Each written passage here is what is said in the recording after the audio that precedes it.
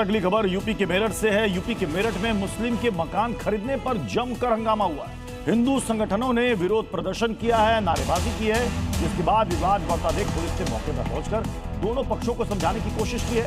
और जब दोनों पक्ष राजी नहीं हुए तो उन्हें पुलिस ने थाने बुलाया और उस मकान को खाली कराकर ताला लगा दिया है। दरअसल यहाँ पर हिंदू परिवार से एक मुस्लिम ने मकान खरीदा था, इसी को लेकर यहाँ पर विरोध प्रदर्शन किया जा रहा है। मेरठ की यह खबर है जहां पर मुस्लिम के मकान खरीदने पर हिंदू संगठनों ने यहां पर प्रोटेस्ट किया है। हिंदुओं ने यहां पर पलायन की चेतावनी दी थी। पुलिस ने दोनों पक्षों को समझाने की कोशिश की और बाद में जब मामला और ज्यादा बढ़ गया तो फिलहाल उस मकान को खाली करा लिया है।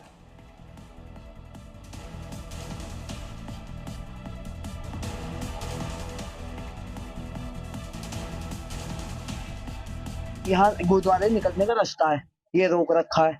सुबह यहाँ पे व्यापार करने, पहले भी वहां पे व्यापार करते थे, अब यहाँ पे करना शुरू कर दिया। अब सारी दिक्कत ये है कि अगर इंसान को जाना है कहाँ से जाएगा, ऊपर से फिर यहाँ पे गाली गलौज भी हो रही है। यहाँ पे रात को कई बार पुलिस को बेटी साहब ने भी फोन करा है, सबने करा है, यहाँ बैठ के सामने दारू पी जाती। दरअसल हिंदुओं का कहना है कि यहाँ पर दिक्कत थी लोगों को और इसकी शिकायत प्रशासन से और पुलिस से की गई थी और इसी को लेकर ये यहां पर प्रोटेस्ट कर रहे हैं। ये देखिए, हाथ में बैनर लेकर और पोस्टर लेकर इन्होंने प्रोटेस्ट किया है। हालांकि पुलिस ने फिलहाल उस मकान को खाली करा लिया है जिसे खरीदा गया था, जिसको लेकर हिंदू संगठनों की आपत्ति थी। ब्रजेश हमारे साथ इस वक्त जुड़ चुके हैं। ब्रजेश, पूरा मामला क्या है, जरा समझाइए, किस बात को लेकर इतना बवाल है? देखिए, हिंदू इलाका है, वहाँ पे एक मकान खरीद लिया गया, दूसरे समुदाय के लोगों ने मकान खरीदा और उसके बाद लोगों को आपत्ति हुई। आपत्ति के बाद पुलिस ने वहाँ पे ताला लगा दिया है और साथ में अब यहाँ की तस्वीर जो आप देख रहे हैं ये यहाँ के सदर थाने की तस्वीर है। यहाँ पे जो हिंदू संगठन है, आसपास के लोग हैं, वो धरने पे बैठ गए हैं और जो मांगे एक बार समझ लेते हैं और इनसे पूछते भी हैं कि भाई साहब वहाँ ताला तो बंद हो गया है, आपत्ति दिक्कत क्या है वहाँ? आपत्ति दिक्कत ये है कि ये धन सिंह कोतवाल जी की ये प्रतिमा है और ये क्रांतिकारी बहुत रहे हैं यहाँ मेरठ की धरती पे। तो ये धरती जो है ना, एक ऐसे क्रांतिकारियों की जरूरत है, क्योंकि यहाँ जिस तरीके से विधर्मी पलायन तो जो है हिंदू कर रहा है विधर्मियों की वजह से। वहाँ मकान किसी ने खरीद लिया, उसमें आपत्ति यही तो है भाई साहब। जब वहाँ हिंदू रह रहे हैं सारे 100 हिंदुओं में 50 हिंदुओं में एक मकान खरीदा तो को 2 कर रहे हैं। पूरा पटेल नगर, यहाँ थापर नगर के लोग बैठे हैं, पूरा पटेल नगर खाली हो गया हमारा।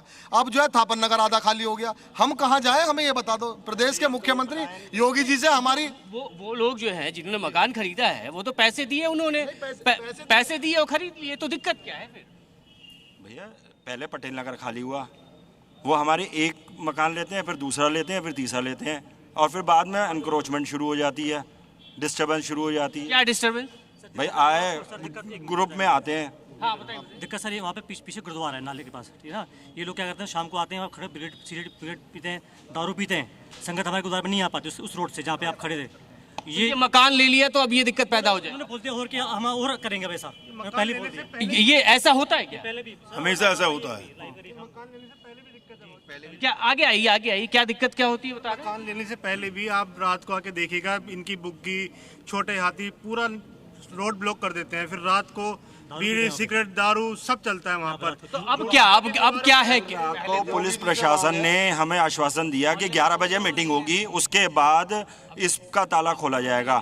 उससे पहले ही वो रात को खोल के अंदर चले गए हैं, रात को 2 बजे, फिर उसके बाद सुबह 8 बजे। उनका मकान है तो मकान से जब पुलिस ने चाबी ले ली तो ये क्या मतलब, ये डिस्टर्बेंस मतलब वो बिका। मकान 2 दिन पहले 4 दिन पहले तो खरीदा है। कोई हिंदू जो है अगर उसको ज्यादा पैसे देकर इन लोगों ने मकान खरीदने शुरू कर दिए हैं। प्रदेश के मुख्यमंत्री जी से मेरी केवल ये मांग है, एक तो कानून लाओ, बिल्कुल भी कोई जो है विधर्मी हिंदुओं का मकान ना खरीदे, ऐसा उत्तर प्रदेश में कानून बनना चाहिए और पूरे देश में बनना चाहिए, वरना हम लोग पलायन करके कहाँ जाएंगे। हमें कोई भी किसी का मकान खरीद सकता है, कोई बेचने वाले को आपत्ति नहीं, तो आपको क्या आपत्ति है ना? 110 करोड़ हिंदू हैं इस देश में, हम ही अगर यहाँ से चले जाएंगे तो कोई और बसा लो, फिर सारे विधर्मियों को ही बसा लो। हमें बता दो हमें कौन सा नया देश देना है।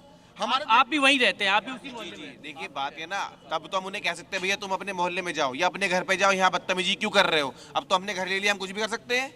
क्या बदतमीजी करते हैं? बदतमीजी देखिए जी, मांस बनता है, मछली बनती है, हम सनातनी है, हम इन सब चीजों में नहीं है बिल्कुल भी।